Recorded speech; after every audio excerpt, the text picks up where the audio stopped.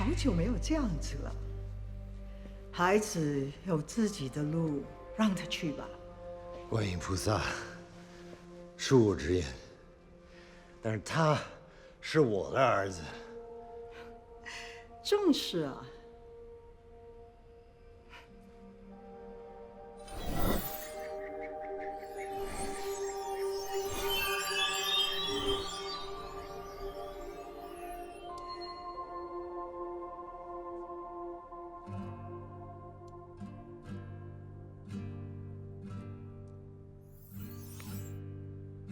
You play the goddess of mercy. What can you tell us about her and her role in this epic series? Because that's the word I'd use to describe it as epic. Well, the goddess of mercy, first of all, is very revered and is very important to many millions of people around the world because of who she is and what she represents. So in this story, we would like to, for audiences who might not know the mythological or the cultural stories that the Chinese folks we have, and I really truly believe American Born Chinese was a great introduction if you don't know anything about it, because it is brought out with fun, with simple messages, and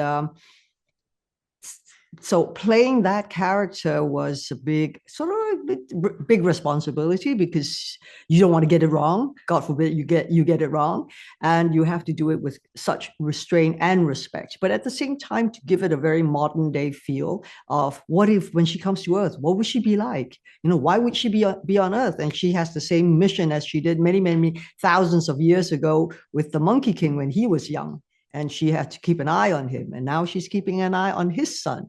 So it seems that history keeps repeating itself.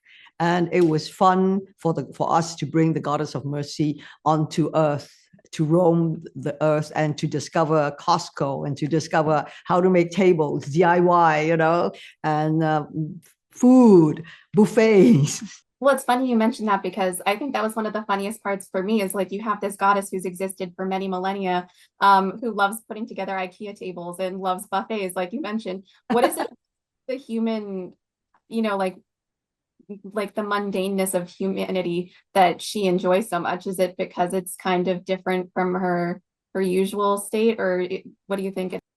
I think you're right. I think what it is as the goddess of mercy, she is there for the sentient beings who have grievances, who needs help.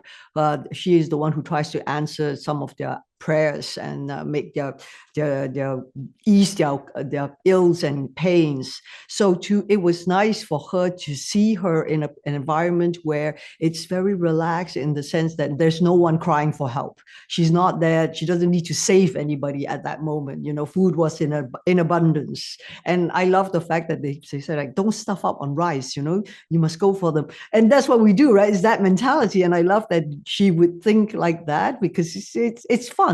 And I like that we are able to laugh with her. It's like, even though she is the goddess, but when it comes to manual skills, it's like that's not what she does all the time, but she was determined to do something without her magic powers. What was it like getting to kind of work on those action scenes, and how much time, I guess, goes into preparing for them for this series?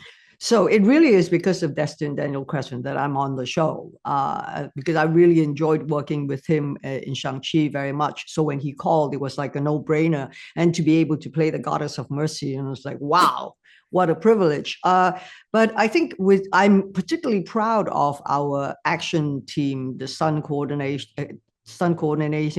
team led by Peng Ge, because what I loved that was, yes, even though we are doing the very classical wushu style of fighting, but they all had a very distinct look to them. Like for the Monkey King, for Daniel Wu, who plays the Monkey King with such strength and finesse, and then the Bull King, who is like angry and charging and always making like grand robust gestures. But what we did for the goddess of mercy, because she has an action sequence with the Bull King who comes to her to try and persuade her to join his rebellion. The goddess of mercy does not fight.